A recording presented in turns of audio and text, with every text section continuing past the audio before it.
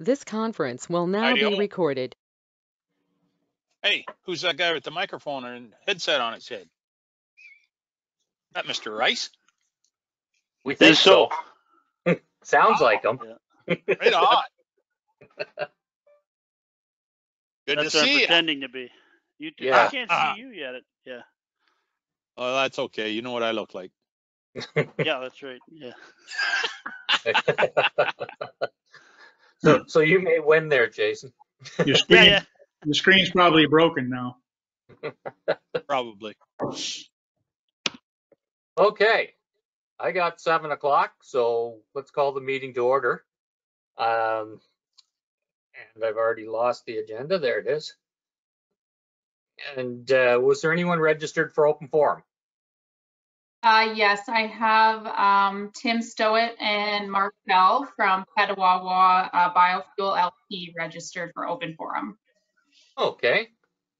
Well, Mark, you guys would like to go ahead? Take a few minutes. Good evening, Mayor Woodbury. I don't know if you can see me. I can see you. We can hear you. That's good enough. Yep. Mayor Woodbury and members of the council.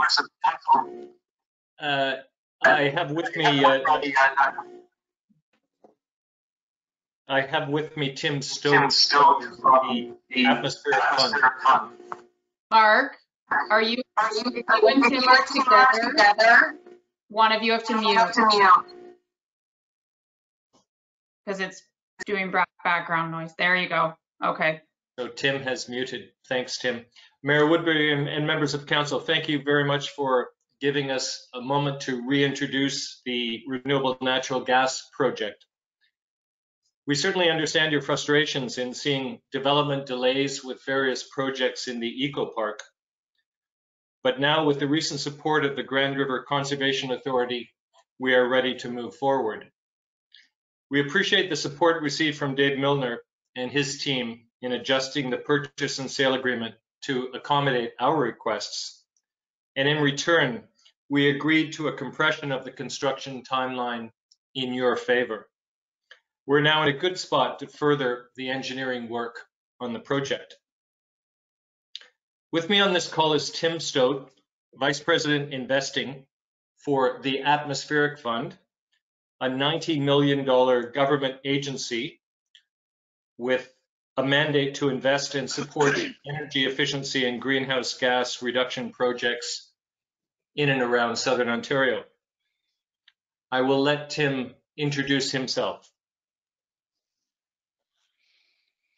Thanks, Mark. Yeah, my name is Tim Stowett, and as Mark said, I'm with the Atmospheric Fund. We're funded by 3 different government levels, the City of Toronto, the Province of Ontario, and the Government of Canada.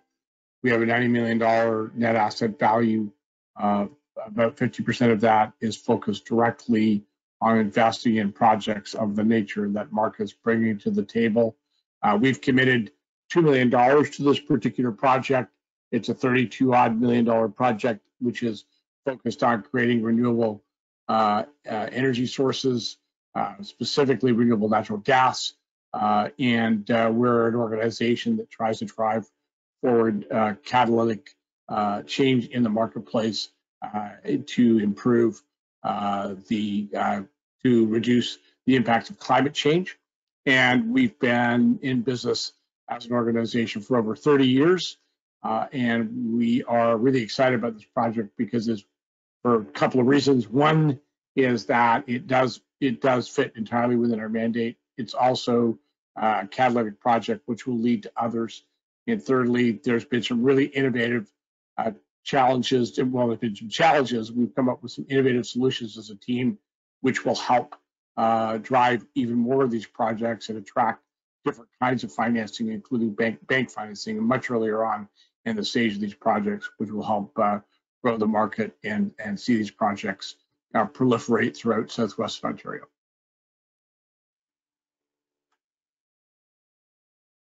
Well, thank you. Tim, thank you. We're now pleased to answer questions you may have.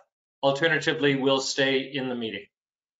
Okay, well, during open forum, we don't ask questions, but thank you for being here and saying what you did. And just with our dealings with a lot of the different ministries and getting approvals, I know how long things can take. So I think maybe some of the timelines that were in place were more hopeful than realistic.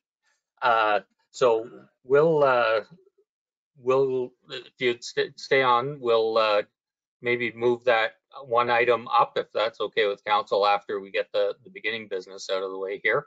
And that way you don't have to be here for the whole thing.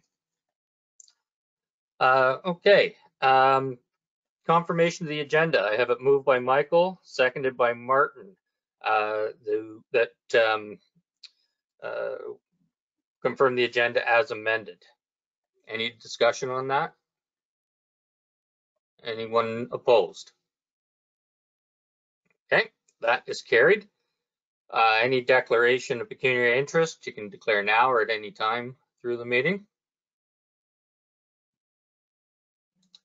And next up, moved by Brian, seconded by Barbara, is the adoption of the minutes from June 2nd. Any discussion on that? Okay, anyone opposed to that? And that is carried as well. Next, we go into the municipal officers. Is anyone opposed to us moving up the Petawawa motions, since we have two of them here for it? Okay, seeing none, that is 7.3.3, and that is the natural gas purchase agreement. Let me just find it here. Extension, moved by Michael and seconded by Jim. Dave, did you want to speak to this at all? With the mute off?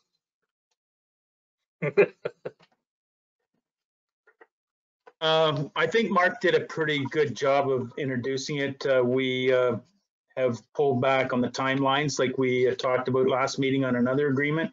They are keen to get going.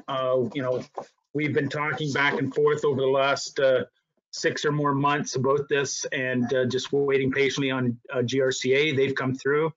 So now we've got another set of patient timelines that we have to deal with MOE, but it's an amendment of an existing ECA, so we hope that is fairly quick. And Mark's been very supportive of closing 30 days after that ECA approval of the amendment is undertaken, because they do want to get going, and I'll leave it at that. Okay, thank you. Any questions or comments from council? And we have a whole lot of quiet. So is anyone opposed to this motion? Seeing none, that is carried. And we'll then move on to 7.3.4, which is the bylaw for that, moved by Barbara, seconded by Martin. Any discussion on the bylaw? Okay, seeing none, Lindsay, I'll get you to do the vote for that, please. Thank you, Mayor Woodbury. Recorded vote called for bylaw 2021-087, the purchase and sale extension agreement for Petawawa Biofuel LP. Councillor Dobreen? Yes. Councillor Shearson? Yes. Councillor Frew? Yes. Deputy Mayor Milne? Yay. Mayor Woodbury? Yes. Councillor Rice? Yes. Councillor Shipston? Yes. By a vote of 7-0, that's carried. Well, doesn't get much better than that, Mark and Tim. So thank you for being here to have you say and to be available. And I don't think the MOE will do their approvals within a week or two. So we'll see how that goes and be working with you. Thank you. Thank you very much, Mayor. We'll be back as soon as possible. Yeah, Thank you very much for your support. Bye. bye now. Okay, 7.1.1. This is one of Liam's report, the asset management. Moved by Jason, seconded by Jim. Liam, did you want to say some stuff about this? Just to point out, it's just basically a cover report to bring forth bylaw 2021-084, which council basically saw the asset management plan on May 12th, and this is the bylaw to approve it. Okay, thank you. Any questions or comments? Okay, I like the way this is going tonight so far. Anyone opposed to this? And that is carried. And now the 7.1.2, the bylaw to go with it, moved by Brian, seconded by Barbara. Any comments on this? Seeing none, Lindsay? Thank you, Mayor Woodbury. Recorded vote called for bylaw 2021-084 to adopt the asset management plan. Councillor Shipston, Yes. Councillor Rice, Yes. Councillor Dobreen, In favor. Deputy Mayor Milne, Yay. Councillor Shearson, Yes. Mayor Woodbury, Yes? Councillor Frew. Yes. By a vote of 7-0, that's carried. Okay. 7.1.3 is moved by Martin, seconded by Jason, and it's the FCM MAMP grant application. Did you want to say anything about that, Liam or Dave? I'll start. Just Okay. so back in the fall, council agreed to apply for an SCM MP grant. They have finally got around to reviewing the application. However, the original application was for covering basically the wages of the asset management coordinator, which for the first update, council has now approved the asset management plan first update. So FCM has indicated that they approved the grant as is for just labor only. So now they are asking us if we would like to revise it. So staff is recommending that we revise the application to bring in the building condition assessments. Okay. Is there any questions or comments on this? Okay. Is anyone opposed? And that is carried. Thanks, Liam. You did great with all the questions. Yeah, it's good. Yes, yeah. 7.2.1, Jim's reports. This is moved by Jason, seconded by Michael, and this is the Policy 56 Energy Management and Planning Report. Jim, did you want to add anything to this? Good evening, good people. Not surprisingly, the report indicates that our trending in greenhouse gases and consumption and energy uses is going up. We can correlate that to growth in Dundalk, particularly with water and wastewater. We can see that over the 2018-2019, there was 14% more consumption through water. So this is going to keep trending in ways that can be a good news story, because the averages are probably coming down from back when we started with water and being metered back in 2011. So, but this has contributed to growth mainly. You can see that some of our buildings are still using some higher energy, and hopefully there'll be efficiencies with some more insulation and some of those activities going forward. Okay, thank you. Any questions or comments? Okay. Is anyone opposed to the motion? And that is carried. 7.2.2, that's the move by Martin, seconded by Jason, and that's the Rainbow Pride Colors Crosswalk. Did you want to add anything to that, Jim? Yeah, I did the research with the county. They have no objections.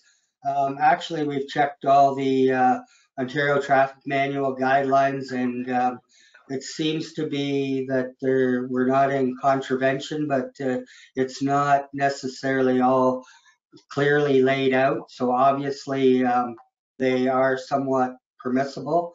They are in other jurisdictions all over throughout Ontario, Canada, the world. So I brought back the information from what our provider currently would be. It would be around $10,000 for the installation. Now at that crosswalk, that the existing one that we put down last year, it has to be ground out. So that's over $1,000 added to this cost. I've checked with Southampton, with their one that was created last year. It was about $7,000. ALK, who services us, they also bid on that one too, but they were a little bit higher. They had a very big, large contribution by Bruce Power for their crosswalk there. Collingwood, I reached out to them. I did not get any response from the department at this point. I know it cost $7,500. I know there was some other contributions from groups that were involved with that one. And I've also looked at the designs and researched a bunch of that. And what I see typically is either the straight lines or the step blocks kind of thing. So I got thinking, this is kind of a rainbow and there's no real rules to it as we can really function or figure out.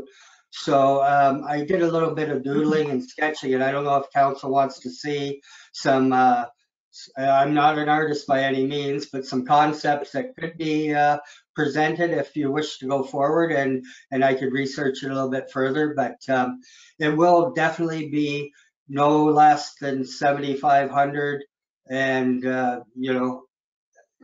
this is the current markets. Durable paints, they last a little bit longer than some of the other line painting paints that are out there. The county requests that durables be used. We had to use durables on the installation last year. The shark's tooth will remain. They have to be part of the scheme. I would anticipate if we do, we'll just keep them white. And it's up to council if you wish to proceed. I can get other pricing if you want to check in and go further with this, but that's the preliminary what we found out. And if you wish to see that concept, just say so, and Alicia could bring it up if you wish. Well, you got me interested now as the artist. I know what karaoke can be like, so the art. We'll have to see.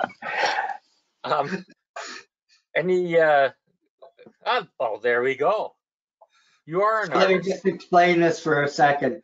So the one on the left would be facing north and south. You can see I'm not that great of an artist, but I think when I hear rainbow, none of them really depict a rainbow, and these ones kind of do a little bit. We've incorporated the black and the brown. The red stands for life in the Pride rainbow color scheme. Orange is for feelings, yellow is for sunlight, green is for nature, the blue is for serenity and harmony, and the violet is for spirit. And the other layout I have to the right is would be east to west. Again, I was looking at all the blocks and the stripes, and it just struck me that it wasn't a rainbow to me. Mm-hmm. Yep. Good. Questions, comments? Okay, Brian, then Martin. Thank you, John, and thank you, Jim, for your efforts here. I do appreciate them. That's an interesting. I've never seen a rainbow crosswalk like that, but I like your idea. I really do. The only question I had really was why do we have to grind out the old paint? Like, why can't we just paint over the top of it? Although with your design here, obviously it doesn't match the old white one.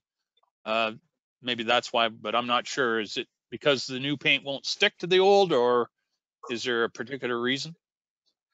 I think from what I understand from our current provider, that it does bond, but it'll be a little bit thicker because this is a thicker application, and it'll tend to be able to be plowed off possibly more sooner than later, perhaps.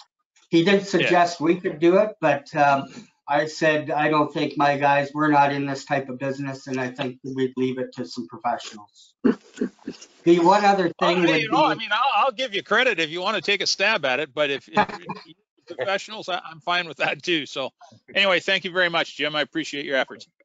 the one other thing just to mention that the white lines on the border would stay to border the crosswalk in any design. Okay. Yeah. Martin. Brian asked the question I was going to ask, why did it have to be ground down? I'm assuming the glass beads are what make the paint more durable. Would this be a cost that would have to be done next year as well?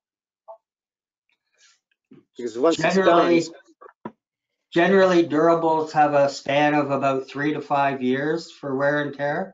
Normal paints are pretty much yearly. Yeah, okay.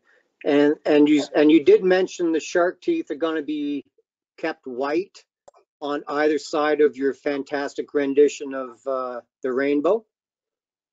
So yeah, any application, the shark teeth would stay white. Okay.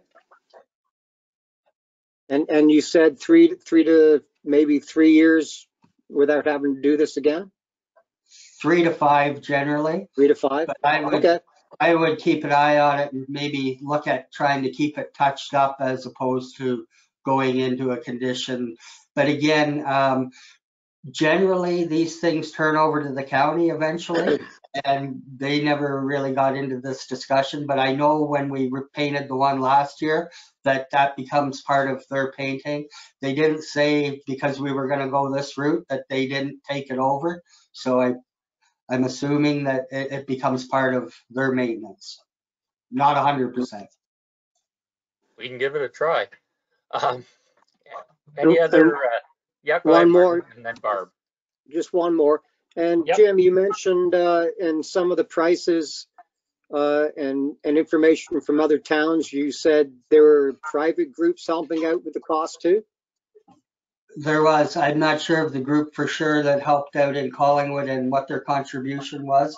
I'm only reading from some information, but the one in Southampton, I did speak with the department there, and Bruce Power made a large contribution for that one.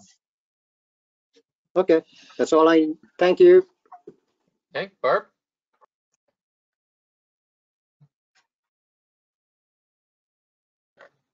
Thank you, through you. Hi, Jim. Love the crayons. And I like the one on the left better than the one on the right. But so you're in the news, and Orangeville's got a crosswalk, and Collingwood and various other communities. Is the Shark's Tooth or Sawtooth a county thing? Is it because it's at a school that it's a requirement? Because you don't see it in the locations that the crosswalk is appearing in other communities. It may not be an official crosswalk. I'm going to apologize because I don't recall if there's Shark's Tooth or Sawtooth at the crosswalk at Proton in Maine, the one with the lights that are at the sides. So that was my first question. Okay, Jim? So all the crosswalks on Main Street have the sharp teeth to them. It is in the OTM manuals. That's where the cars are supposed to stop to. And then your crosswalks, and there's distances through the Ontario traffic manuals to set those lines. And it's a further line at some of the other locations because of the intersection and keeping cars further back from the crosswalk. So there are guidelines around where they are to be placed. So if it wasn't an official crosswalk, maybe that's why some of these other communities haven't employed the sharp tooth or that secondary line that I could tell from the pictures anyway. But that's fine. That's the rule of thumb for the location that we've chosen. 3 to 5 years to have that expense again, and salt and plowing obviously is the wear and tear. If this were painted anywhere else other than on the road, would it employ the same kind of expense? Like if it was on a wall or in a parking area or a heavily traveled area, like a very visible area, but would it entail the same durability, paint, and expense? Not necessarily. The alkali paints would be cheaper for sure, or whatever other, Martin knows all that business, but anyhow, this is something the county has said if we're painting lines on county roads, they're going to be durables. Of course. No, I was just, there was a little bit of shock value when people read the staff report and that $10,000 figure. They didn't have any idea, and they started talking about perhaps, a different location, maybe not a crosswalk, but something more visible. I just was curious as to durability of those paints. And who knows, instead of getting the supplier to paint it, maybe we can get our resident councillor painter to do it. Just kidding. One other suggestion for opportunity would be in that Proton corridor, if we're doing a change down in that area with pedestrians or something, it wouldn't necessarily have to be the durables. I don't know the price on that for sure, but I would say at least 50% less or so, I would imagine. So perhaps if it was a different location, it wouldn't have the same requirement as the county road with the sharp teeth and the durable paint. But then again, you still want it to last. You don't want to be repainting it every year. Thank you very much, Jim. Okay. Any other questions or comments? Yes, Jason? John. Yep. I guess I was kind of echoing behind Barb's comments there. I was kind of taken back when I seen the price too, and I know this will be a touchy subject to say, but I think we can be inclusive without spending $10,000, and we could do it like Barb said on a mural or something. I was kind of thinking when this whole thing started, it was going to be like a yearly thing, painted on the road for the month or something. It just to me, $10,000 seems like a lot of money, and that's just a comment. Okay, thanks. Dave? Yeah, I mean, that's justified comment for sure. I mean, the expense kind of took me back, but maybe putting it in our park, with a proper layout of Jim's lovely design, we could put it in the park, and our recreation staff could paint the colors in the shape of Jim's design. And maybe we should patent Jim's design. Looks pretty good. Well, Jim would have to do the outline first. We couldn't expect them to that. Barb, go ahead. Well, as long as they can color within the line. So one of the things that had been tossed out when I was at the Pride drive-through parade, and there was some discussion about it. if we get the grant for the pool renovation, they thought, what a perfect spot for a mural on the side of the new pool wall. It's accessible to the various parks, the baseball diamond, the pool, the campground. It was just thrown out there as an option, and maybe we do both. But $10,000 is a lot for a crosswalk that's going to have to be painted in 3 years. It's just, I know that the suggestion is it's coming out of the Eco Park Fund, but it's that it's still the township funds, and that money could be used for maybe a more elaborate presentation or something. I'm not sure. It was because the pool grant is going out there, and hopefully we'll get it, and it'll be a nice new building, and it could be a community project too. Okay, thank you. Any other questions or comments? Brian? John, I guess the whole point, I guess, of my motion was to get something very visible to everyone in the community, and in fact, everyone going through our community.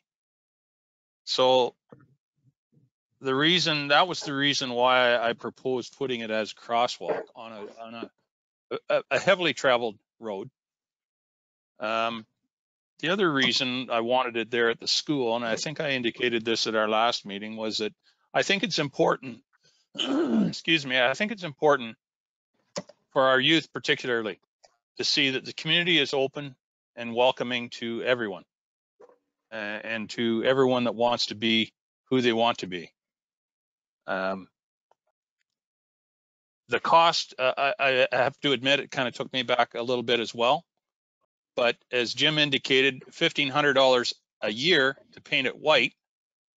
If we paint it in the durables in 5 years, if it lasts 5 years, it's the same price as painting the white every year. 1,500 by 5 is $7,500.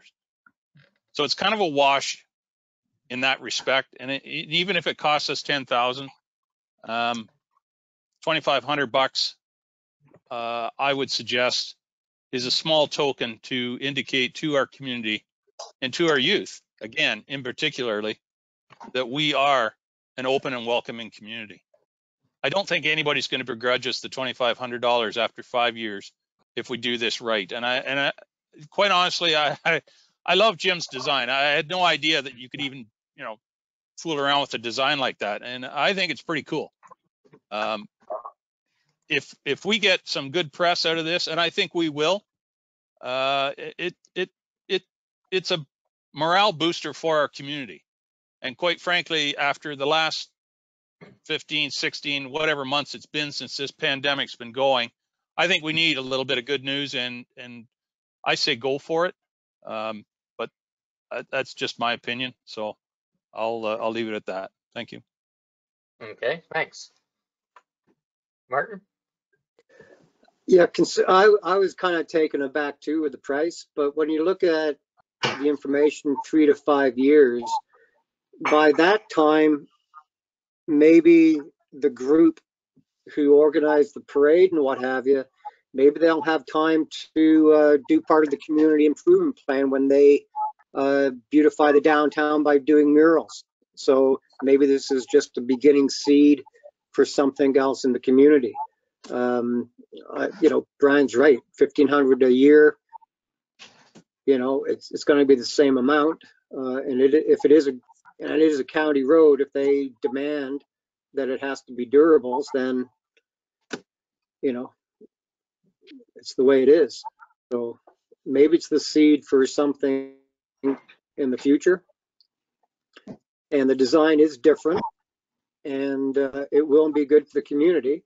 So I'm still thinking about it, but there's a lot of good points that Brian mentioned. Okay, Michael?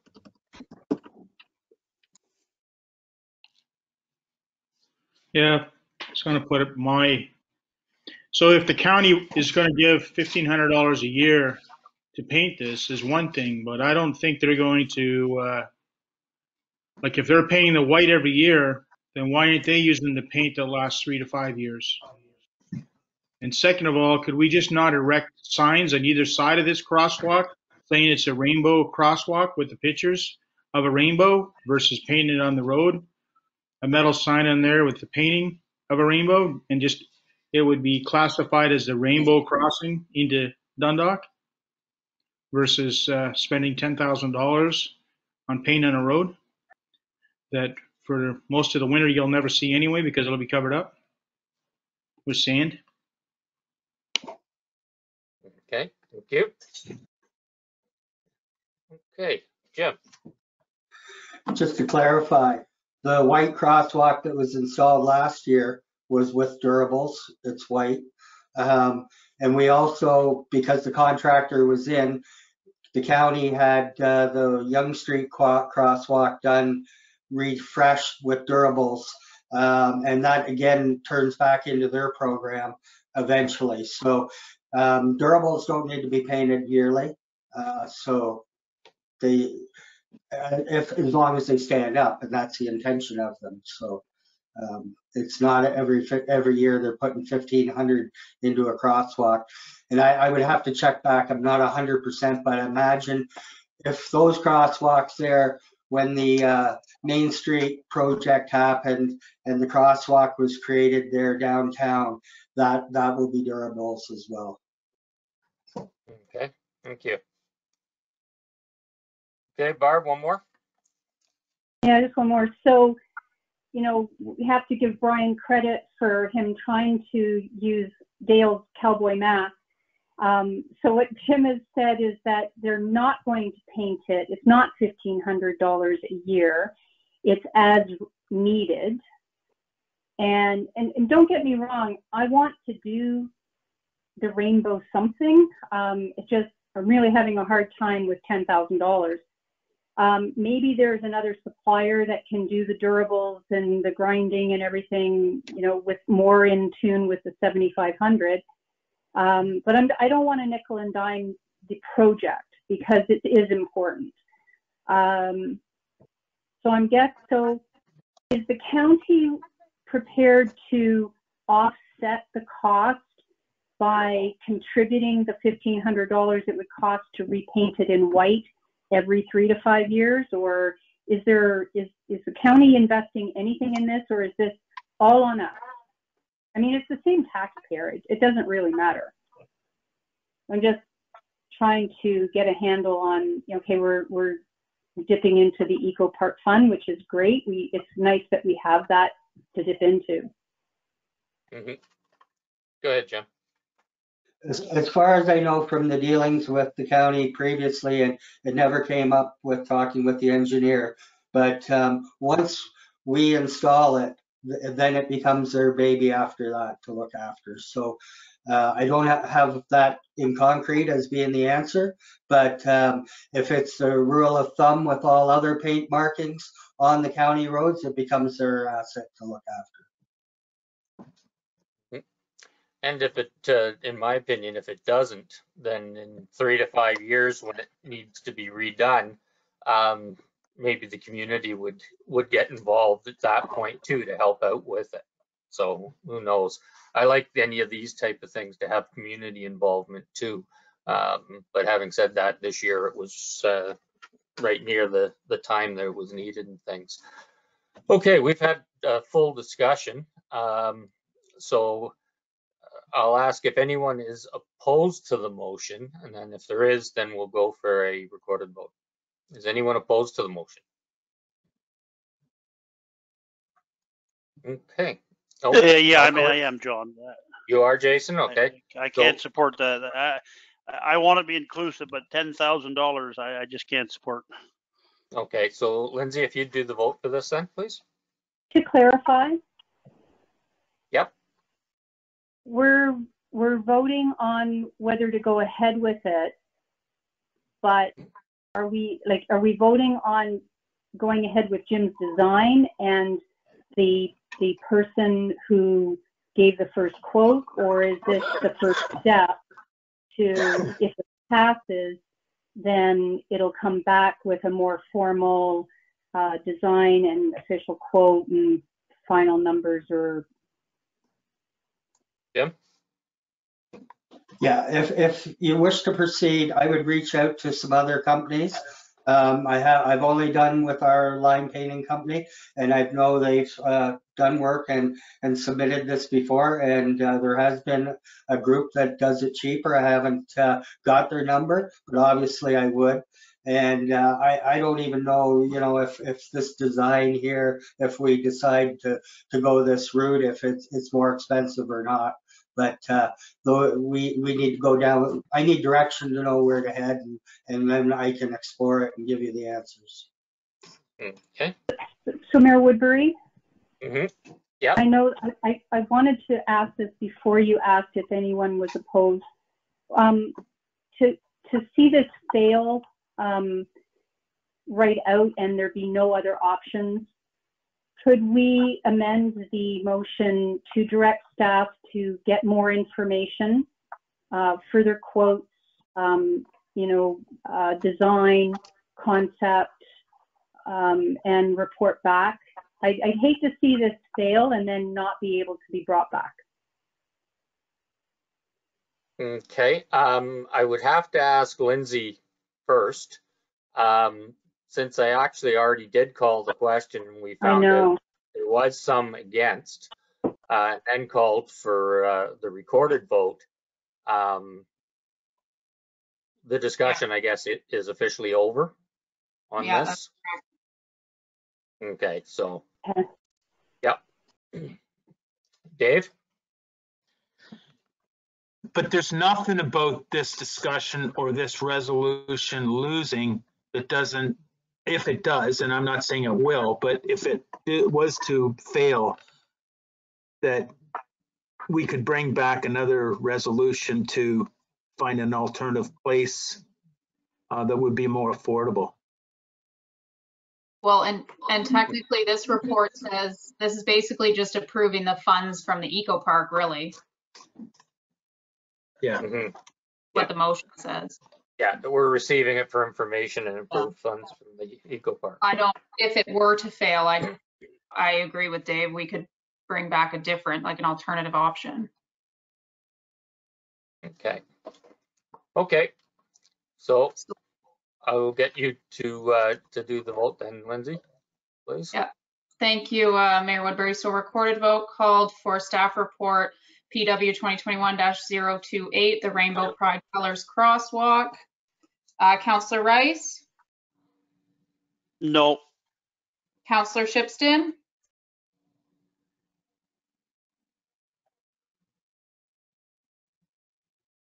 Councillor Shipston? Yeah, sorry. At 10,000, no. Mayor Woodbury? Yes. Councillor Shearson?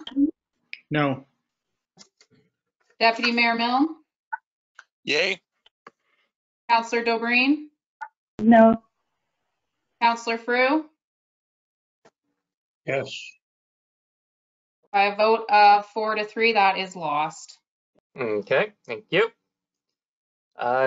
Next is Mayor Woodbury? Yep, go ahead. Can I, do we need an introduction of a motion to ask for alternatives to come back through you to the clerk? How do you want to handle that, Lindsay? Yeah, let's do that just so it's Okay. clear direction. Yeah. Yep, go ahead. Are you willing to move that? I would.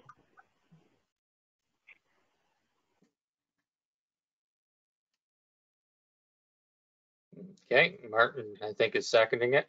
Yeah, I'll second. Yeah. Okay.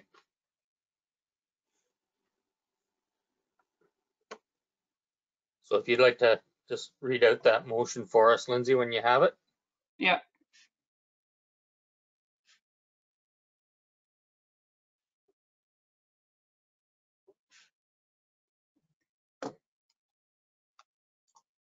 So I have be it resolved that council direct staff to return to council with further information regarding, I'm just thinking on my feet here. Barb, what were you saying before regarding? Through you to the clerk, that council direct staff to report back with alternatives for a rainbow pride colors crosswalk, or, sorry, now I'm thinking on my feet. That council, that staff report back with options to incorporate the rainbow pride flag as a crosswalk or other option. Something. At a more affordable location. Just bring back options or alternatives. Yeah, it could, but we don't want to limit it. It may still come back as $10,000. Yeah. I don't know. We'll leave it open as bring back options. Can you read that again, please? Mine's kind of broken up, but be it resolved that council directs staff to return to council with options for a rainbow pride color crosswalk. I kept it simple. Okay. Any further discussion on that? Is anyone opposed to that? Okay, and that motion then is carried. 7.2.3, moved by Barbara, seconded by Martin, and that's the updated sanitary and stormwater systems bylaw. Tim, did you want to add anything to that? Yeah, so this was last done in 2011. May have been our first go at this actually, but anyhow, it required some definitions to be added and changed a little bit. Not a whole lot, maybe 4 or 5, and updates to some regulations and the building code. And we gave more information on illegal connections, such as roof leaders, eave troughs, and sump pumps that are in the system, and give us broader enforcement and authority with municipal bylaw officers to have action to get these out of our system. As we mentioned in the reserve capacity report, there is infiltration in I&I going on quite a bit, and this could help reduce what we need to do at the wastewater treatment plant and help with that.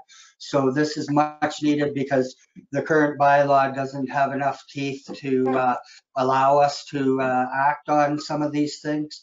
And basically sections 2, 3, and 15 have most of those updates in them. There was no change to the discharge parameters. We looked at other municipalities, and ours is a lot more restrictive than others, so no changes there. And the other thing is with this is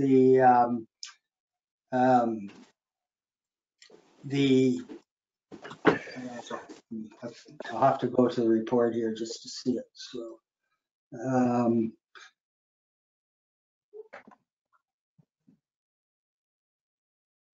Sorry. Yeah, no problem. Just going into 50. The other thing is about backups, that there's more definition around that of our current practices, that if there's a sewage backup, it spells it out, that you get a plumber in and you diagnose and look into it. And if it happens to be on our side, we'll come good for whatever has to be done and the process around that. And when we get those calls now, we go out and look at the manholes. If they're functioning well, then it's on the onus of the owner to go have a plumber come in, identify camera if we need be or whatever. If it's determined on our side, we'll come good and pay for all those costs. If it's not, which typically 80, 85, 90% of the time it's on the homeowner's side, then that's at their cost. So it gives more definition around that kind of and clarity around those. And if this goes through the way it is, we'll make up a pamphlet and get some stuff on the website that helps people in these situations be able to know exactly what they need to do. Okay, thank you. Barb, then Martin. To you, Jim, when you, just a kind of two-parter, when you say illegal hookups, how would someone hook up to the stormwater without us ever having known about it from the beginning? Or was it at one point a standard for homes when they were built that they were, that the runoff went into the stormwater? That's the first part.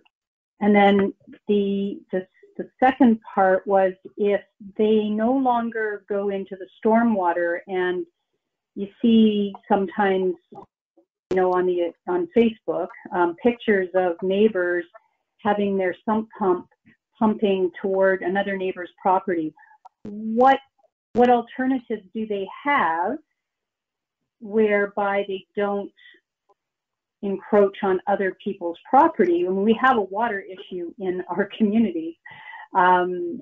So I agree that we don't want it in our stormwater, but where does it go ultimately? And then how was it how were they hooked up to begin with? How did that originate? Okay, go ahead, Jim. So all new development has systems going into storm that keep that water out of the sanitary.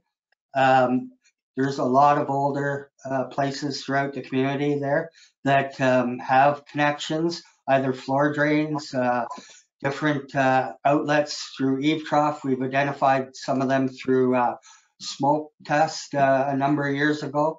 Not as many as we expected, but we have not had the teeth in the bylaw to make any change. This will make change and make it happen and put the onus on the owner.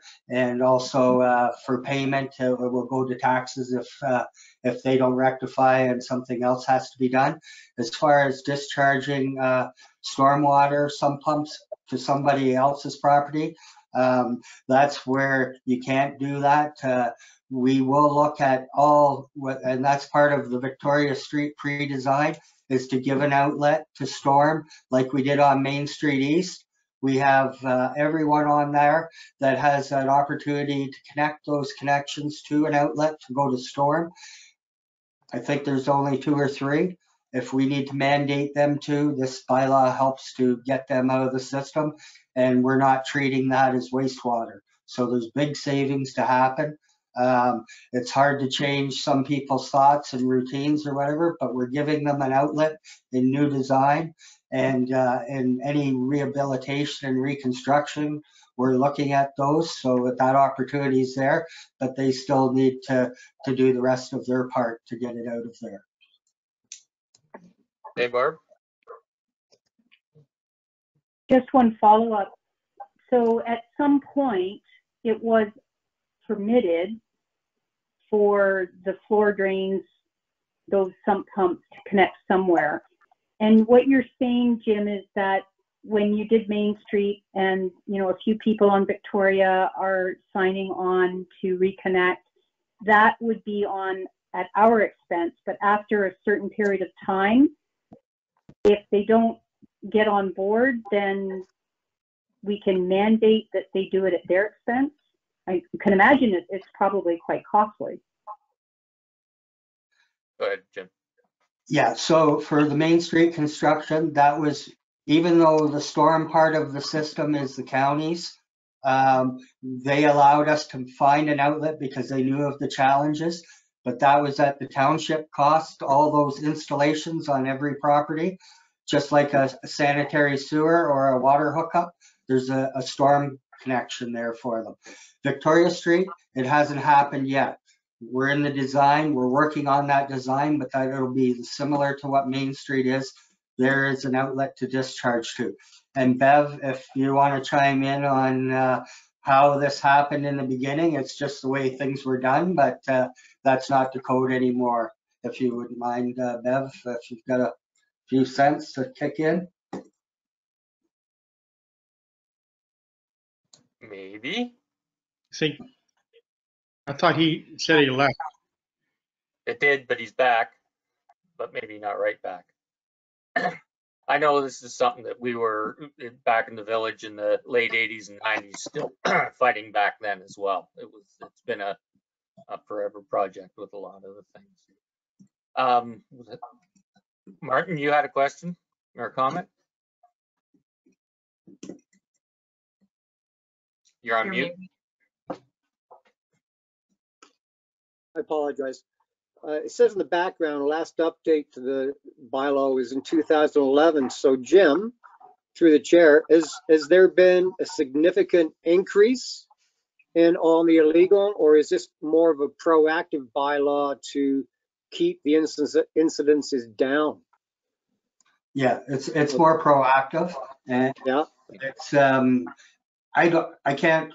Dave would have been involved in writing this, and it may be the initial bylaw. I'm not 100% if there was something that was a predecessor to this, but that a lot of things have changed over time with the building code, even that they don't allow sumps to go into this system to the sanitary. It's spelled right out in that. Okay.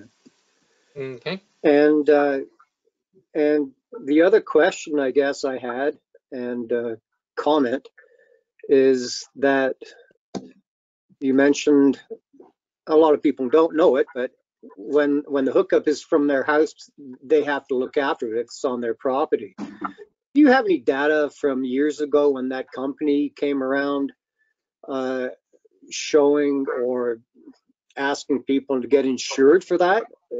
You know, Southgate promoted it. Do you have any data on people in the town who actually took that service on? And if you don't, you mentioned a brochure to be put out with important things out of this bylaw. Would you include that in the brochure to say that, you know, this is an important fact, you can get insured for this because it is a costly item? You have to do it through your own private insurer, but would that be something in the brochure? Not necessarily. That's service line warranties. They are a provider to look after services on property up to the municipal property. We know they're out there. We know they're legitimate. We don't endorse them. We just offer that they're out there, and we know that they are reputable. They have been just in contact with us again. As far as I know, they're still doing a mail out in the spring and the fall to residents. I just happened to read in the paper that Grey Highlands has refreshed with Service Lines warranty, and Lisa has been talking with them recently too. So, but that's not necessarily totally what's in this picture here about getting them out of the service that they're currently connected to. So. Okay. Yep. Okay. Any other questions or comments? Okay. Seeing none. Anyone opposed to this motion? That is carried. And next we have the bylaw to go with that, moved by Jim and seconded by Brian. Any comments or questions on the bylaw itself? Okay, Lindsay, I'll get you to do the vote. Mayor Woodbury, recorded vote for bylaw 2021-090, the sewer use bylaw. Councillor Shipston, In favor? Mayor Woodbury, Yes. Councillor Rice, Yes. Deputy Mayor Milne, Yay. Councillor Frew, Yes. Councillor Dobreen, In favor? Councillor Shearson. Yes. By a vote of 7-0, that's carried. Okay, thank you. Thanks, Jim. Thank you. Next we have Dave's report 7.3.1, moved by Barbara, seconded by Jason, and that's the community and safety well-being agreement. Dave, did you want to comment on that? It's just it's before you as the next step in this process. This is transitioning from figuring things out and working together between Grey and Bruce County municipalities and the counties themselves. And this is now moving to the implementation phase. You'll maybe see on correspondence in the future, there's been a change. Sarah Crowley was hired as a consultant to really get things to this point, and they've now appointed a new person by the name of Tanya Roberts to take on the implementation piece. So this is the agreement to work together and to do that, and continue with a advisory committee made up of all municipalities and different agencies across both municipalities. Okay, thank you. Any questions or comments?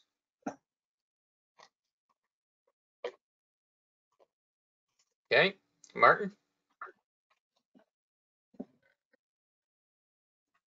Muted again. I'll throw money into that jar tonight for sure. Just with all the, I really like this idea because it is very proactive and we need it. Is the through, it might be off topic a bit, but through you, John, to Dave, with the new police services boards, is this plan going to be affected by all those changes there? I can't answer that question, to be honest with you. I would hope not. I would hope not either. In my mind, though, just there's going to have to be, I think, a reckoning of police services coming up in relation to these police service boards and the level of service. Yeah. Okay. Thank you. Okay. Any other questions or comments? Seeing none. Anyone opposed to this motion? Declare that passed. And I can get part of the county report out of the way now to the county. We passed that at our committee of whole last meeting. And that's almost all of the county report done. So now we have the bylaw to go with that agreement, moved by Martin and seconded by Michael. Any discussion on this? Seeing none, Lindsay, I'll let you go ahead. Thank you, Mayor Woodbury. Recorded vote called for bylaw 2021-086, Community Safety and Wellbeing Plan Agreement. Councillor Frew? Yes. Deputy Mayor Milne? Yay. Councillor Rice?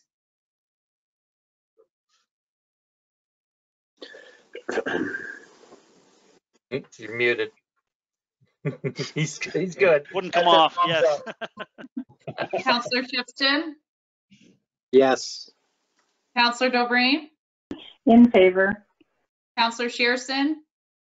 Yes. Mayor Woodbury? Yes. By a vote of 7-0, that's carried. Okay. 7.3.5, moved by Jason, seconded by Jim. And that's the purchase sale extension for Havana Castle Cigars. Dave, you want to add anything to that? No, I'm sorry, I'm out of sequence here. No, I have really nothing to add. That's just another one that we've worked on to extend. The only difference here being is we are relocating to another place in the park because of a request for land by an existing adjacent operation, Listec, at the back. So we'll talk about that one later. Okay. Any questions or comments? Oh, sorry. Oh, yep. John, Mayor John, there's one change to the agreement. We've had a bit of bit of confusion over the purchase and sale agreement Schedule A. It's not 6.95 acres, it's 5.95 acres. And we figured that out on Friday. And so we've asked the surveyors, there's a bunch of our plans in that area. This is the last parcel of land on the south side that is west of the sewer main. So they're going to do a specific ARB plan just for this. It's already pinned on site. And then we'll use that for closing. But the last calculation we had was the land was 5.954 acres. So we're rounding it to the 5.95, and we'll close based on the feedback we get from Van Harten surveyors. Okay, thank you. Questions or comments?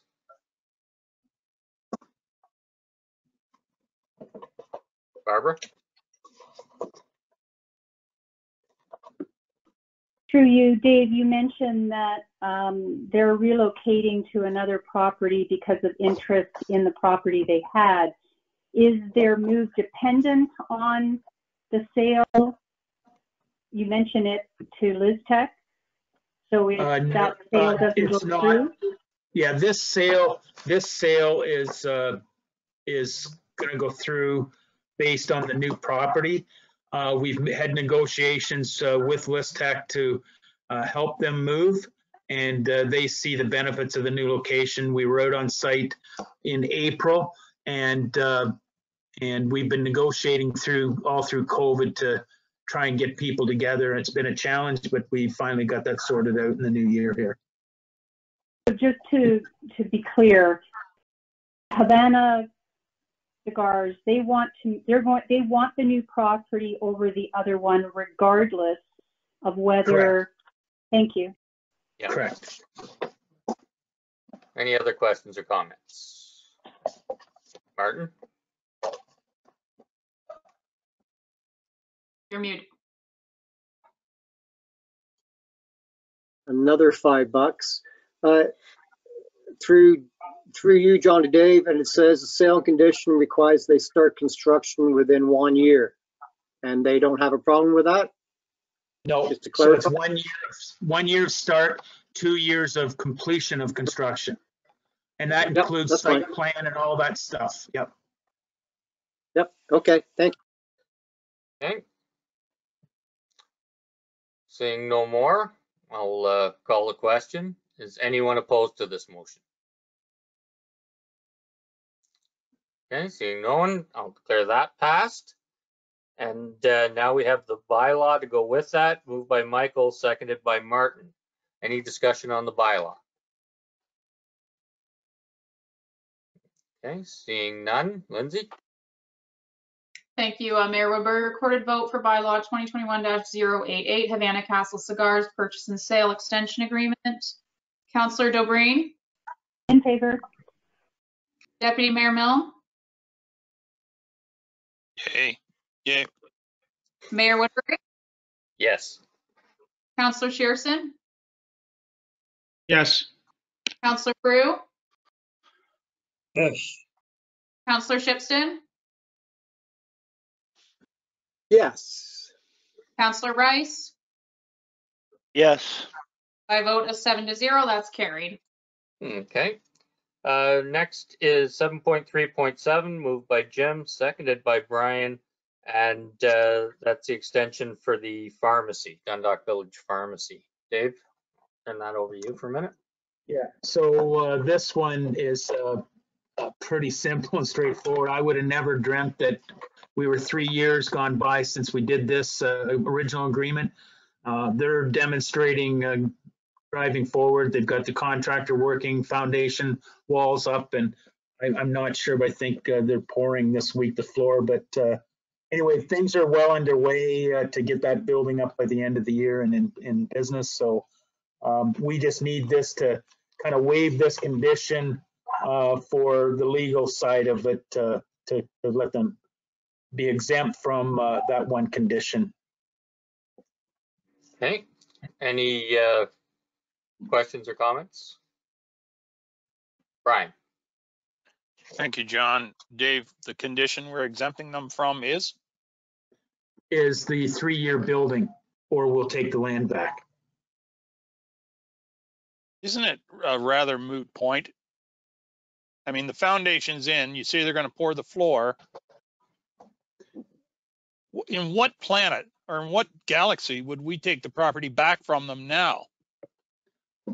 Well, that's why I was almost going to sign it myself, but the lawyer wants this process, so we're going to give him this process to satisfy.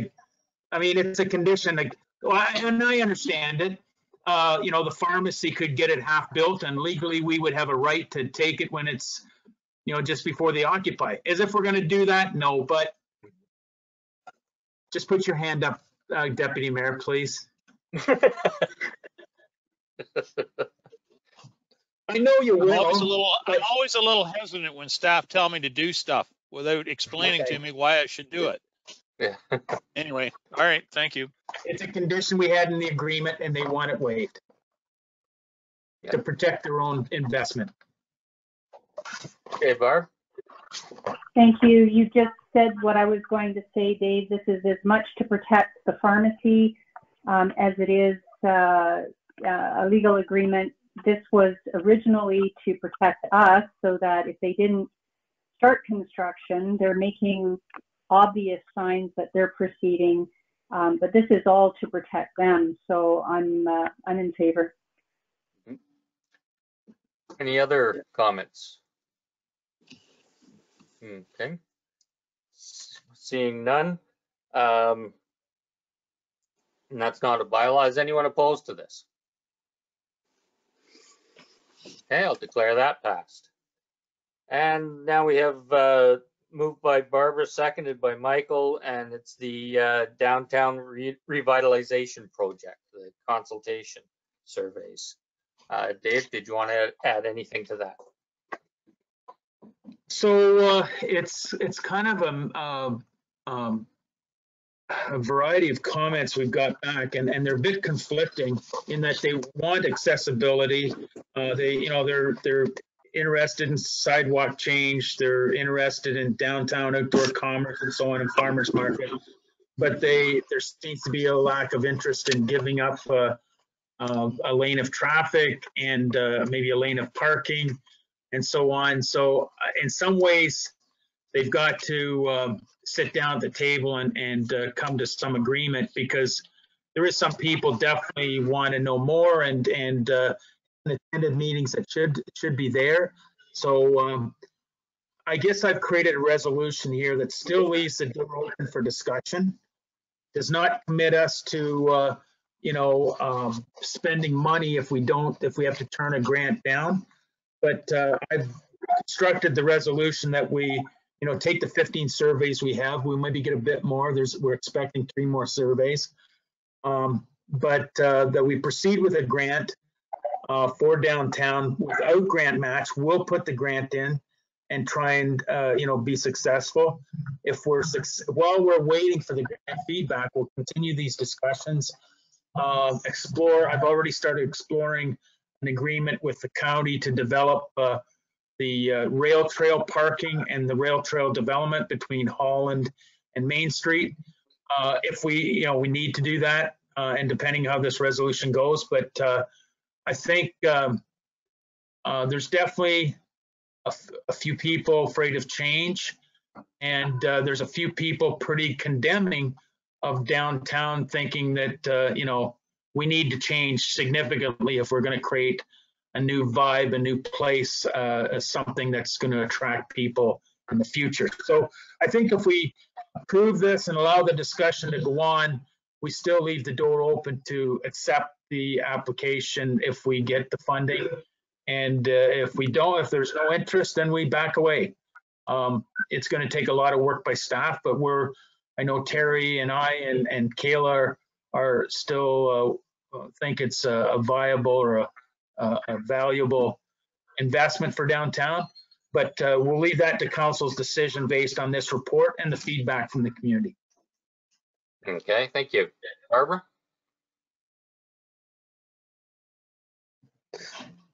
Thank you, Mr. Chair. To Dave, on the one hand, I understand, Grant Match has done the research, and I hesitate to pull that, but I think that was one of my stumbling blocks, in that if we got the grant, we pay them $35,000, depending on what we get, and we still have to prove that the concept is viable. You know, the proper slopes for accessibility. How are we going to do snow removal? You know, because you know, township's going to go and do the snow on the sidewalk, at the lower sidewalk. When the stores open, they're going to shovel the snow down onto the lower sidewalk. So now what? So we have some things to work through. So I'm always in favor of going after money if it's available. And I know that it's going to be additional work for staff, but at least that money that we would have to pay to grant match can, you know, be put to better use in, you know, coming up with a viable design or doing more research, because we don't know if we're going to have that buy-in by the end of the day. Thanks. Okay. Michael? Yeah, I'm pretty sure. I mean, a lot of people talk about the parking issues downtown. So I really think we should look at fixing the parking that we can fix at this point. The parking lot between CIBC and the new, I mean, that driveway that's there beside the old Elliott's building, I'm not sure who owns that driveway. If it belongs to Elliott's or is it our driveway as a township? Ours. It's ours? Yeah. But I mean, I think we need to look after that. Let's get all that cleaned up. Let's get that rail trail. I mean, that rail trail actually should be looked after all the way along bordering Dundalk. So, I mean, between Victoria Street and Main Street, like the grass there is like 3 feet tall in there. Like, let's clean all this up. Like, let's, you know what I mean? If we got to enclose that ditch there or whatever, like we want to beautify downtown, but yet you look at that every day, it's an eyesore. Like all those cars that's there that don't belong to anybody or belong to someone just sitting in there, you know, in the main street, you go down there every day and vehicles are parked on both sides of the road that are not people. They're there all night. So they're in apartments uptown. So I think we got to look after that first before we worry about. And then you say about building the sidewalk up. Well, you build a sidewalk up in front of, say, the junction. How are they going to get into the building? And then when they get in the building, they can't access the washrooms or nothing. So that building is, you know, you're already down. You can't get a wheelchair back there. So there's a lot more to these businesses that they need to look at before we build them a sidewalk so they can get into their business. Because all those businesses are going to need change, just like the drugstore is doing, and the credit union and CIBC. They're all at ground level. That's the way they need to be. Like all the ones on Main Street, we fixed a few of them, but there's still quite a few of them there that all have steps. So if you're going to do it on one side, why is Main Street out of it loop now? Because they're the same. They all have steps getting into their businesses too. So I think we need to focus on parking first and enforcement and then keep going forward. Okay. Any other questions or comments? Okay, Martin? Well, I'm just going to jump on Mike's comment there. You know, we can have all kinds of businesses and what have you, but the parking is the biggest issue. We've heard that from other people that came on the public with the public meetings. You know, maybe look at parking it behind all the stores. Like, where's the lot lines from the stores? Like, that's what we have to look at too. And just parking is a big issue. If you get the parking, there will be more people going into stores. So it's what came first, the chicken or the egg. So I think the parking is a very definite part of it. I'm amazed that there's some people in the business community that don't want change, as Dave said, because this is only going into the future. So if we can get a grant to move into the future, let's do it our way. What Councillor Green said, the cost is $35,000 to go through that company. And we know this like the back of our hand right now. Like, we know what we need to do. And I think Dave wanting the staff to do it and put it in by our own staff, you know, we know what we want. They helped us out, the grant people. And let's see what money we can get. But parking is the issue. So just a comment. Okay. Any other comments? Brian?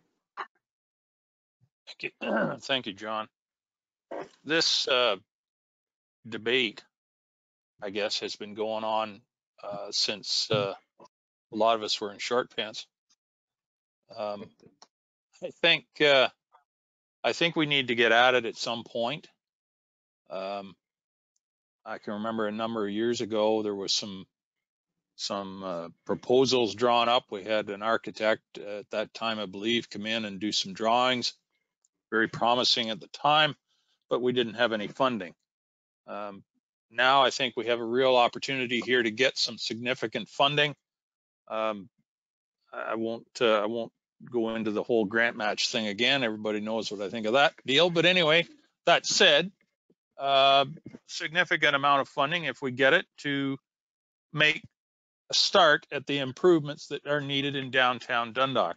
Mike is right. There's a lot of things that are being neglected, but we've got to start somewhere. We can't do it all at once.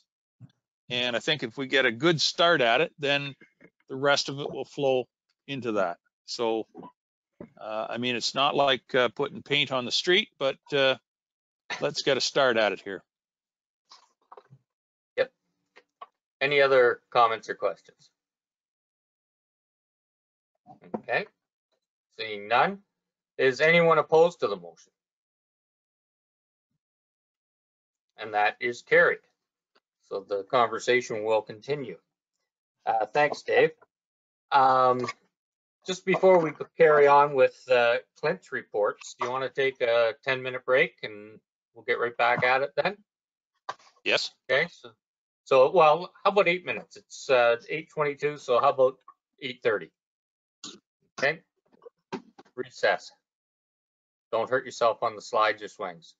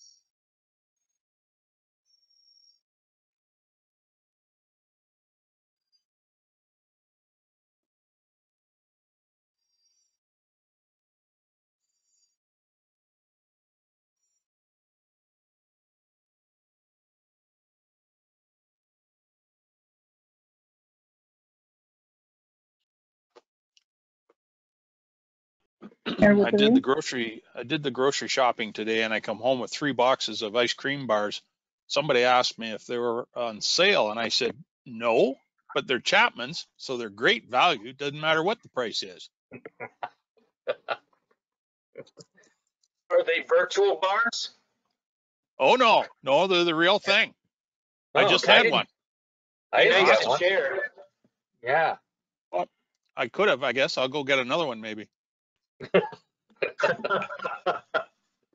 Do like my kids said, oh, I did get one for you, but I ate yours first. Sorry. Go ahead, Barb. I I've just done want that. to let I've you done know that I'm, too, John. Go ahead, Barb. I am here. I'm getting the occasional internet warning signs. So if the video is off, it's just for internet issues. Okay. Well, I should get warned by the internet a few times myself, but as long as you are, I'm okay with that. So, yeah, okay. Well, I'll call the meeting back to order. I don't see, there's Jason and Michael too, so that's everybody. So we'll start with Clint's reports. Are you there, Clint? You are. And just for everybody's knowledge, Clint really does exist. I saw him this week. And so he's not just on the screen, he really is there. He's wintered so- well. That's right. Or yeared well. I guess it's been a year and a half almost. 7.4.1, moved by Martin, seconded by Barbara. And this is the site plan for the Highway 10 property. Anything you wanted to say about that, Glenn? No, other than council should be very familiar. This is the third time this has been in front of you. MTO made some changes to the site plans, and therefore we had to bring it back to amend the site plan. So there you have it. Okay. Any questions or comments? Seeing none. Anyone opposed to this? Okay, that is passed. And third time's a charm. Next one is the bylaw to go with it, moved by Brian, seconded by Martin. Any discussion on that? Okay, seeing none, Lindsay, we'll let you do this. Mayor Woodbury. Recorded vote for bylaw 2021-089, the amending site plan agreement for the Highway 10 storage. Councillor Shipton, Yes, definitely. Councillor Rice, Yes. Councillor Dobreen, Yes. Deputy Mayor Mill, Yay. Councillor Shearson, Yes. Mayor Woodbury, Yes. Councillor Frew. Yes. By vote of 7-0, that's carried. Okay, thank you. Next, moved by Barbara, seconded by Brian, and it's Jerry Nan McNulty's property. Anything on this one, Clint? No, this is just implementing a consent that was approved by the Committee of Adjustment for a surplus farm severance. And this will now recognize the new lot as well as prohibit residential development on the retained parcel. Okay, and does this finish all of their stuff then? I know there was a few things. Unless there's any outstanding conditions from the consent, which Alicia is always right on top of, then that would finish from our perspective, I believe, from the zoning and consent process. But okay. I think Lindsay might have her hand up there. Yes, she does. She probably has something to say too. Go ahead. You will see a road widening bylaw once we get the approved survey. Then that should finish. Okay. Well, at least this is this much done for them. Okay, any questions or comments on this? Okay. Anyone opposed? Seeing none. is passed. And next, moved by Jason, seconded by Michael, and that would be the bylaw to go with this. Any discussion on this? Okay, Lindsay, I'll let you do that. Thank you, Mayor Woodbury. Recorded vote for bylaw 2021-091, zoning bylaw amendment for Jerry and Ann McNulty. Mayor Woodbury, Yes. Deputy Mayor Milne, Yay. Councillor Dobreen, Yes. Councillor Rice, Yes. Councillor Shearson, Yes.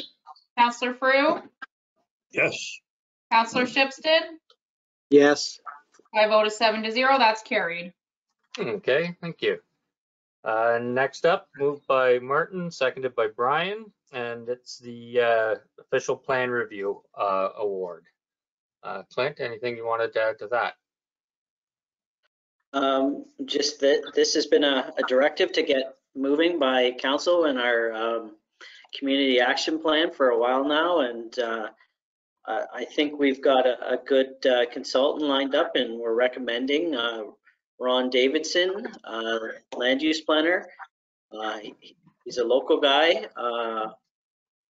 who's very, very knowledgeable. He has, I think he said, over 31 years in both public and private sectors. So he's done public work as well. And I think he'll get the job done efficiently and on time. So that's a key factor as far as I'm concerned. So. Good. Any questions or comments? Brian? Thank you, John. And I don't want to be in the habit of endorsing planners, but I concur very well with Clint's comments. Mr. Davidson is a local fella, like he indicated, and he will do a great job, I believe. Thank you. Okay, yep, thanks. Martin? Yeah, I tend to concur with Chris and Brian. The name has popped up. He is local. He knows what we need.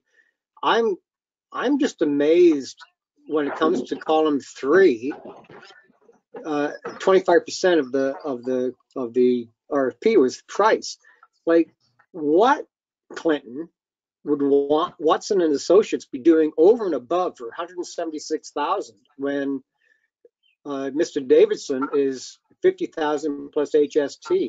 Like, I just don't understand some of these people putting tenders in. No disrespect to Mr. Davidson, is he doing something less than Watson's, or is he just, like, I just don't understand these tenders sometimes, the discrepancy in the pricing. I think we have a good deal, but where's Watson Associates from? Are they local too, or what? Dave has something. Yeah, I'll maybe in a nice way answer that. They are from down south. They're like, I believe they're in the Oakville area, but I stand corrected, or Hamilton, something like that. But they do work for us on our development charges. But I mean, we have to remember some contractors put prices in to see if they stick, and that's why we work hard at getting people to bid on these things to make sure we get the best pricing possible. I'll just leave, I would sooner leave it from the standpoint of, we've got some good pricing here. Let's go with it.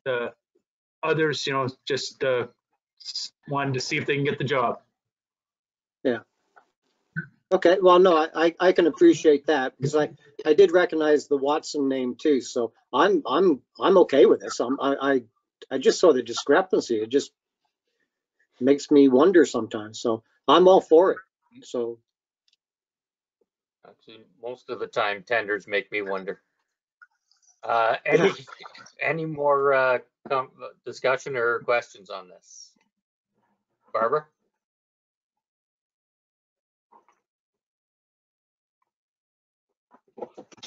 Sorry, I have to unmute both. So thank you, Clinton, for getting back to me with the answers. One of the reasons we're going with a consultant is because we realize that the planning staff are really busy, and I know that your explanation of the innovative collaboration or consulting with the community, I just don't want the planning staff, yourself, to be overburdened with having to go out and connect with the community because we're going with the lowest bidder. You don't think that that's going to add extra burden on staff when that was the whole reason to contract it out?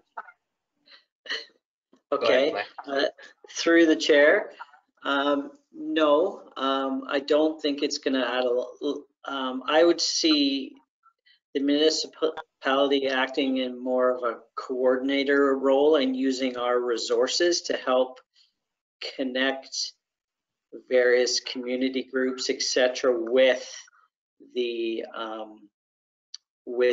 consultants. So that doesn't have to be me. That could be the new economic development officer. That could be the clerk. That could be Dave whenever he gets free time. Okay. Well, thanks very much. Okay. Any other, Dave, go ahead. And I'll add to that. I think it's good for staff to be involved and engaged in the process. You know, Clint's going to be involved. He's not going to dish it off onto everybody else. But anyway, Alicia being involved and definitely the economic development officer. I think our involvement will have better understanding of the outcomes of the new official plan. Mm-hmm. Yeah, absolutely. Any other questions or comments? Okay. Anyone opposed to the motion? And that is carried. Thank you. And 7.4.6, moved by Michael, seconded by Martin, and that's the proposed new provincial D-series guidelines. Clint, anything on this? Well, I wrote this report based on the slide deck that was presented because the province has been doing seminars the last couple Wednesdays, and I was unavailable for the two previous ones, but I was available today for it, and so I listened in on it. And I gotta say, I'm even more worried now that I listened in on it so than I was before. Right down to the compliance aspect of it, and I think this one actually kind of nails it on the head as to why they're doing this. I see it as a shifting of some of the responsibilities and costs, quite frankly, to the local municipality. So just as an example, they were commenting that they receive thousands of odor complaints every year from across the province. And that can be something like somebody's doing tarring a flat roof, and they smell that doesn't smell very nice. Obviously, it's hot tar, and so they get an odor complaint about that. Well, in these new guidelines, they're actually not going to take that complaint anymore. They're going to direct it to the municipal level and make the municipality address the complaint. And that, to me, is, in a nutshell, downloading the responsibility to us. Now, certainly some of the larger stuff they're going to do, but for the smaller complaints that are one-off and whatnot, they're just going to download them down to the local level. And that concerns me a bit. Bev's a busy guy. I don't know how well his sniffer works to tell for odor complaints, but there's only so much municipalities can do. That's just on the one regulation, the complaint one. Then you get into this D-series guidelines, which is proposing more regulation in terms of compatibility of land use. And this odor guideline, which is the third document I sent out, is actually more like a technical document that helps address one of the compatibility complaints, which is odor, noise, dust, and I think sound is the other one. So all of these regulations is just one more thing that developers have to look at before they go and do something. So trying to couch it to say that it's going to be better for community and promote better sustainable growth and all of this, it's a bit of a misnomer in the sense that I now, as the planner, have to turn around and say, well, before you can put that use in the park or next door, you have to do land use compatibility study. And oh, by the way, you have to hire this consultant who's going to cost you an extra $10,000. So I'm concerned that it's just adding cost and more bureaucracy to the process. I'm also concerned that the distances have been increased such where they're almost double, that they're going to start sterilizing some of the things that we have planned in the future. They didn't have very good answers to the questions we asked them at the seminar today when we said, well, how does this apply to small rural communities where the whole community might be, for the settlement area, might be less than 500 meters. So basically, if you have your plant on the one side of it, it might sterilize the whole community. So what do you do in that situation? So there was no guidelines about what you do for small centers. It was all focused around GO stations, Toronto, and larger urban centers. And to me, that's you're missing out on half the province, in my opinion, when you're doing that. So I'm very concerned about this, and I hope council is too. Okay. Any questions or comments? Mark? Well, through the chair, Clinton, I agreed with everything that you just said. It seems over the last 3 years with the certain government, they want efficiencies, they want this, they want that. They're doing this to cut red tape, and all of a sudden they're doing all this. Like, I looked at that and I said to myself, well, goodness gracious, here's this guy from Petawawa for the last 3 or 4 years going through the hoops, and now the government's putting something down like this that might even stall that project because of odor. I said, so if you need to write a letter from the township, as it says in the conclusions, forward it to the province. You have concerns, Clinton, I'm all for it. Go ahead, because it's like they give on one hand and then they take away on the other. And I'm not going to politicize, but that's just the fact that it is. So with what I read out of that, either. yeah, well, I'm not a planner, even though I did say at the last meeting I was quite happy to be in a planning seminar. But the thing is, yeah, it just seems, it all seems to be GTA, and anything over 100,000 population, because that's probably where you're going to get your complaints. So they're using numbers to do something that I don't agree with, and I appreciate, Clinton, that you put this report forward. So thank you. Send whatever you have to do to the ministries. Barb? Thank you. And again, thank you, Clinton, for getting back to me about the concerns about your example about our sewage lagoon. If they've doubled the distance, that pretty much sterilizes anything that is in the eco park. You won't be able to expand. If we can't expand our capacity, we can't fulfill the developers that are already on the books, or like, you know, on the near term horizon. That's what I'm gathering from your comments. It could end up resulting in ministry zoning orders, but you know, where the developer just goes back and the premier of the day can sign off and say, nope, go ahead. But but yeah, it's a genuine concern, and we're in the process of trying to increase our capacity and looking at options for water and wastewater. What happens to the development that's in the pipeline now? Did they say, they didn't say anything about that? No, well, they did, and they said that they realize there's a transition document that has to come out, but they haven't prepared that yet. So, Okay. so they had that.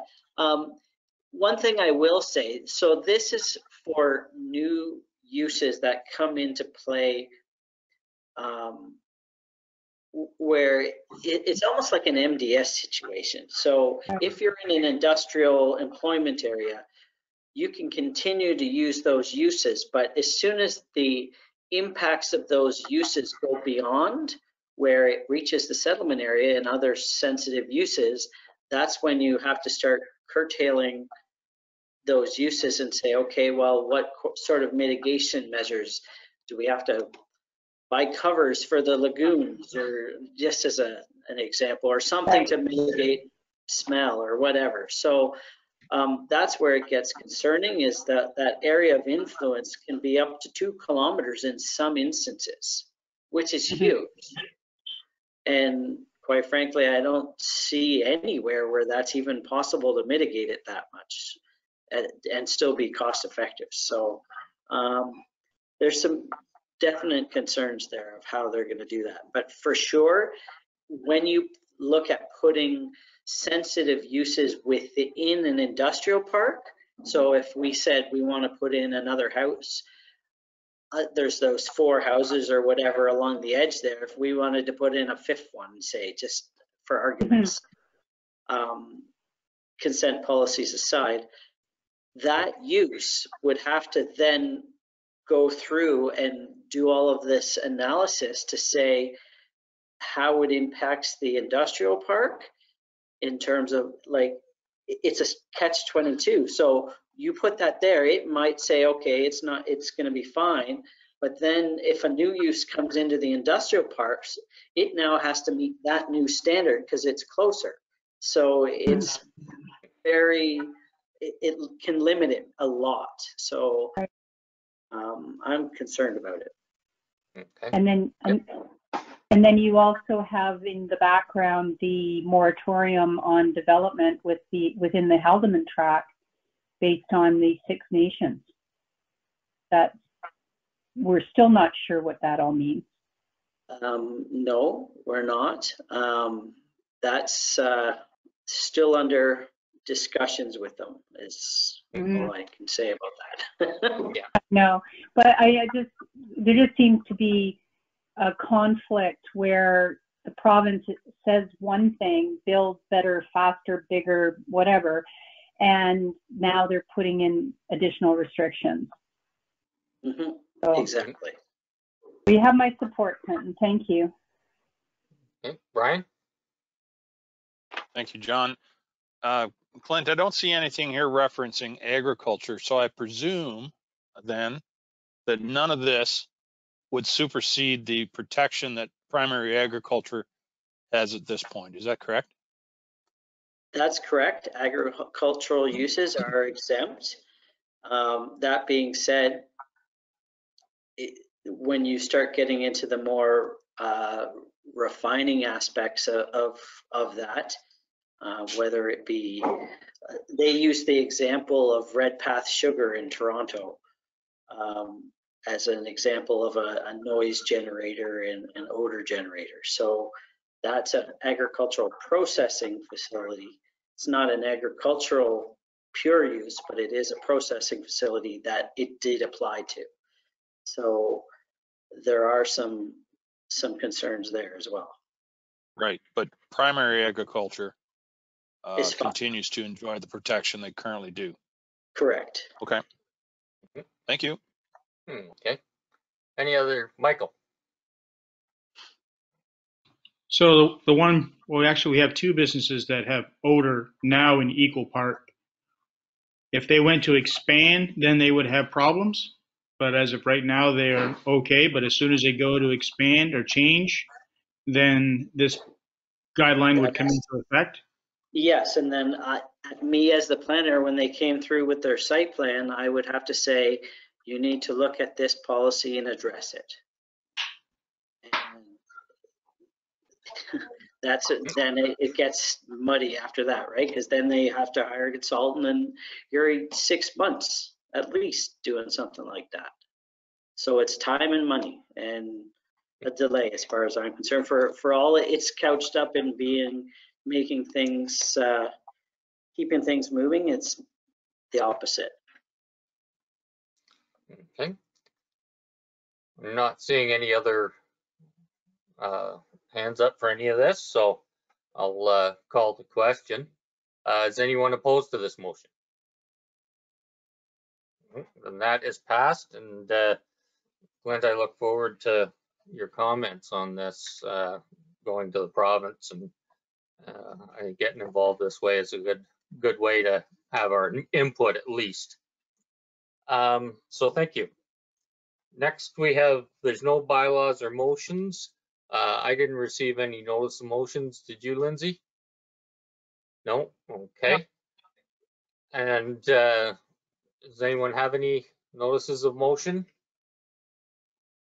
All right, seeing none. The consent items, 10.1, regular business consent, moved by Barbara, seconded by Jim. Didn't get notified of anything getting pulled there. So is any comments on anything?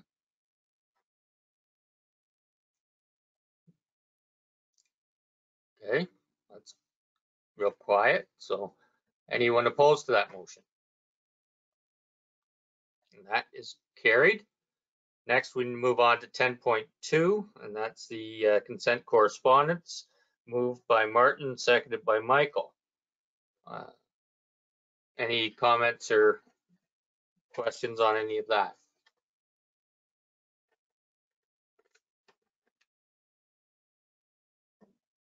Okay, I'll call a question then. Is anyone opposed to that motion? Seeing none, that is carried. And 10.3, resolutions from other municipalities, moved by Brian, seconded by Jason. Did anyone want to pull any of those or comment on any of them?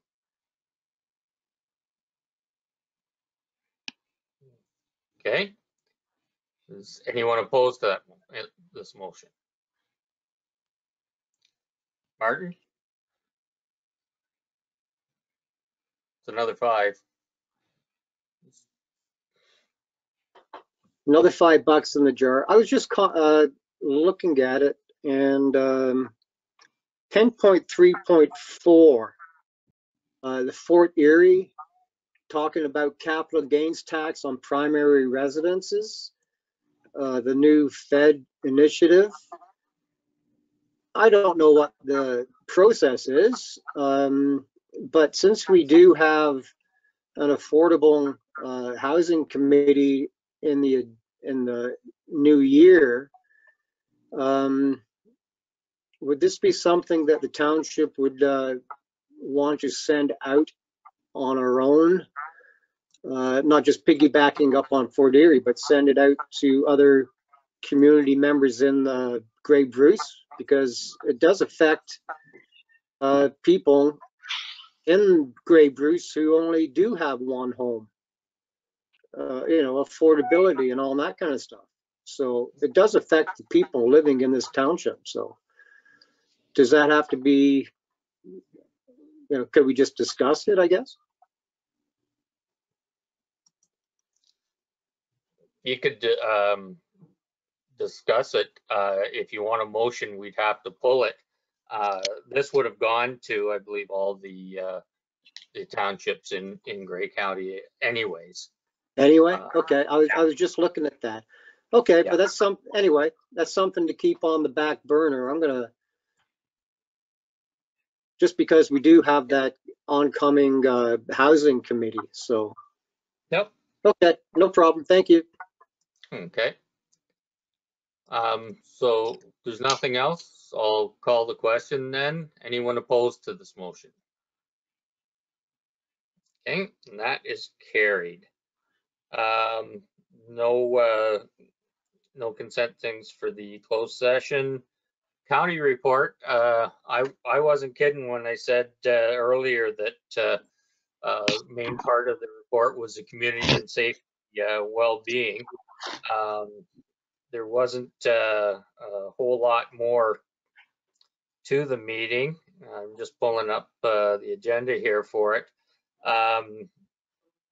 BDO was in to talk to us about the audit. And the hospital people were in to talk to us about Markdale Hospital.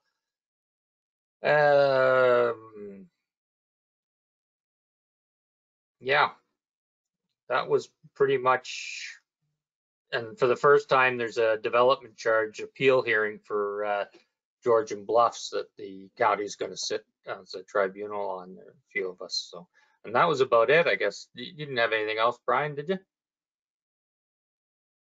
Other than the hospital, the Center Grey Hospital Foundation made a presentation to the county council, very similar to the one that they came to Southgate Council. They were looking for $150,000 over and above the commitment from the county of $1 million.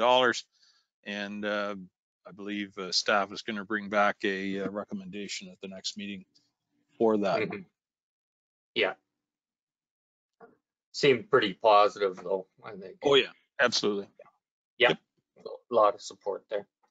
Any questions? Okay.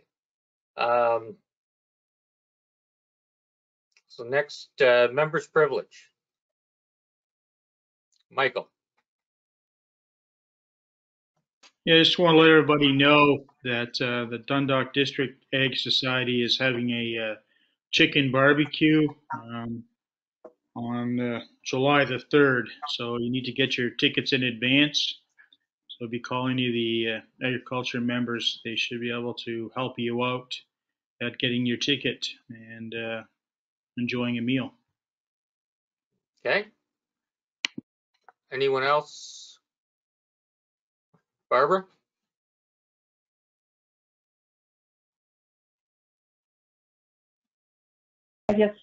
Michael, I have my tickets. I'm looking forward to the takeout quarter chicken dinner or whatever. That sounds great. I just wanted to mention that the Junction Community Initiative Stars of Southgate Father's Day edition is Friday, June 18th. They have moved the time to 8 p.m., realizing that our farming community needs to take advantage of the daylight for as long as possible. And Deputy Mayor Milne will be co-hosting this special edition. Looking forward to that.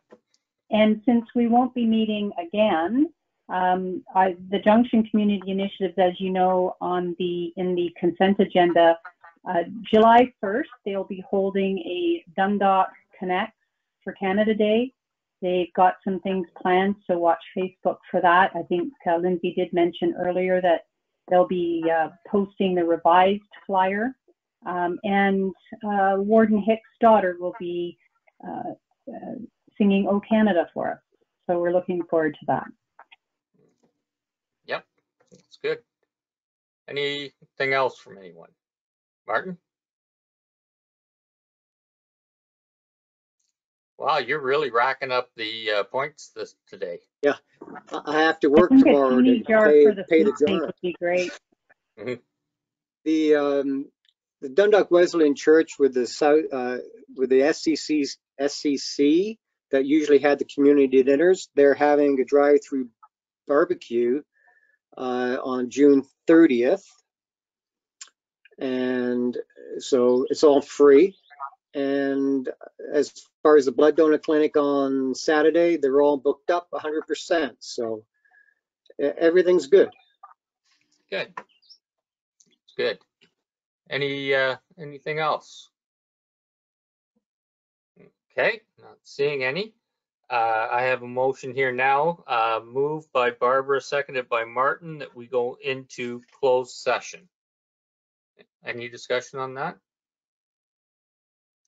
Anyone opposed? Okay, so we'll head over to closed session and see you there in a minute.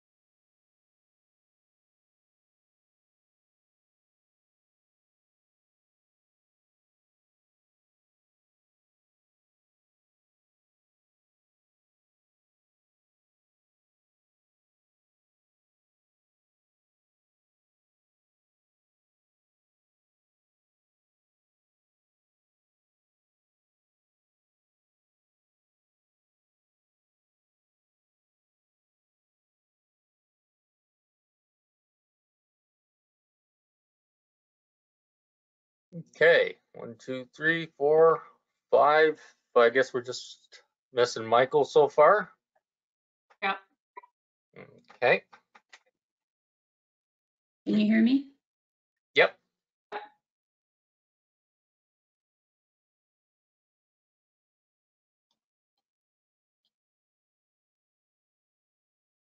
Thank you, Holly, for holding down the fort while we were gone. Holly and Alicia. Oh yeah, there's Alicia. Thank you. Sorry, Alicia. Thank you. We better go ahead without Mike. Yeah. Okay. So we have the motion. Can you read that again, please? Yes, so we have a motion coming out of closed session. Be it resolved that council receive the verbal report regarding the offer to purchase received for Eco Park lands as information, and that council direct staff to proceed as discussed in closed session. Okay, and that was moved by Brian and seconded by Martin, if that's okay with you two still? Yep, okay. Yes, it is. Yep. Yep, all right. Then is anyone opposed to that motion? That motion is carried. Thank you. Next, we have the confirming bylaw, moved by Michael, seconded by Barbara. Any discussion on that? Okay, Lindsay, I guess you have to do the vote for the bylaw. Yep, thank you, Mayor Woodbury. Recorded vote called for the confirming bylaw. Councillor Shipston, Yes. Mayor Woodbury, Yes. Councillor Rice, Yep. Deputy Mayor Milne, Yay. Councillor Frew, Yes. Councillor Dobreen, In favor? Councillor Shearson. Yes. By a vote of 7 to 0, that's carried. Okay, and Barb, you've got the foreign movie thing going again. Your lips moved and then you talked afterwards, so that was Well, pretty good. I'm on the computer audio, so. Okay, and at 9:57, we have a motion moved by Brian that we adjourned. So thank you, everybody, and good discussions, and we shall see you in person someday. Nice seeing you, Jason. Yeah. For sure. I hope. Good seeing you, Thanks. Jason. Holly, put your videos Thanks, on guys. so that we can actually see a different face. Alicia and Yeah. Holly, put Keep your safe, videos everyone. on. Yeah. Keep safe. I guess it's all right to see Jason. I don't know.